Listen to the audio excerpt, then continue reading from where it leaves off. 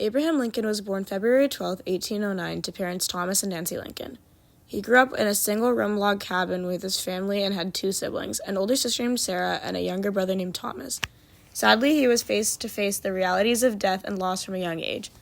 Thomas died as an infant, and Lincoln was left brotherless. When he was 9 years old, Lincoln lost his mother after she contracted milk sickness by drinking the milk of a cow that had consumed poisonous snake root. He referred to her as his angel mother throughout the rest of his life. In 1828, Lincoln lost his last sibling after his older sister Sarah died during childbirth. He even came close to death himself after he was knocked out by a horse.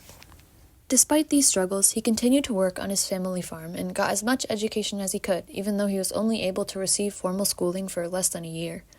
His father went on to marry Sarah Bush Lincoln, who he developed a good relationship with. He referred to her as a good and kind mother and frequently came back to visit her after leaving the family farm. His relationship with his father had been strained and had driven him to start a life elsewhere, but he always wanted to take care of his stepmother. When his father passed away, he gave her 40 acres of land to live on, and she ended up outliving him. Abraham Lincoln met Mary Todd at a dance in Springfield, Illinois, and they planned to marry, but Mary's family disapproved of Lincoln and canceled the wedding on January 1st, 1841. The Todds were a wealthy, educated family, whereas Lincoln was poor and uneducated. Devastated, the two avoided each other for over a year until they decided to date in secret and didn't tell Mary's family they were together until their wedding day on November 4th, 1842. Abraham and Mary Lincoln had 4 children. Robert was born in 1843, Edward in 1846, William in 1850, and Thomas in 1853. Sadly, Robert was the only child to survive past 18. Edward, nicknamed Eddie, died of tuberculosis in 1853 at just 3 years of age.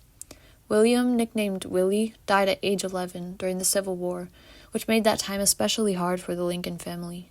Lincoln only lived to see 2 of his sons die, as his 4th child, Thomas, nicknamed Tad, survived until he was 18, but died 6 years after Lincoln had been assassinated.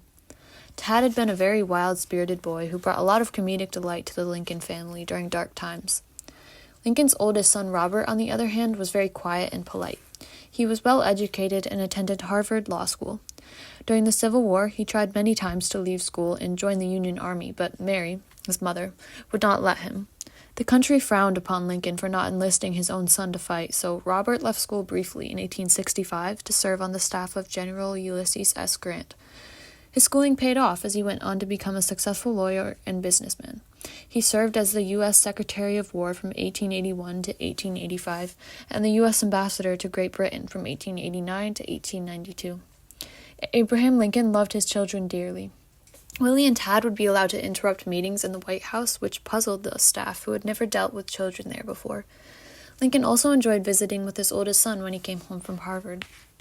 During the Civil War, his family was often criticized, especially his wife, who many believed was secretly loyal to the Confederacy.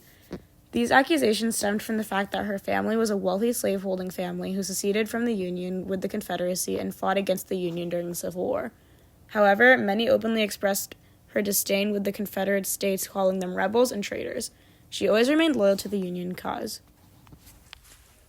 The Lincoln family was plagued with a great deal of death, sorrow, and despair. The loss of so many family members undoubtedly left its mark on Abraham Lincoln. He suffered from chronic depression and often made references to death in his speeches. He was also burdened by the stressors of the Civil War in a divided country, but he took solace in reading, theater, poetry, and spending time with his family. After witnessing firsthand the fragility of life, it's no wonder he valued it so much. And it is these values that made him such a good, honest, and strong leader.